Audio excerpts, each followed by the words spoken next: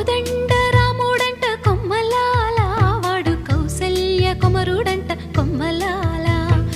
ఆజానుబాహుడంట అమ్మలాల, వాడు అరవింద నేత్రుడంట అమ్మలాల. రమణీయలామకు తగ్గ చూడువాడేనని రహదారులన్నీ చెప్పుకోగా విని, కళ్యాణ రామయ్యను కన్నులార చూడాలని కలిగి సీతమ్మ వేచే గుమ్మలాల. సువ్వి సువ్వి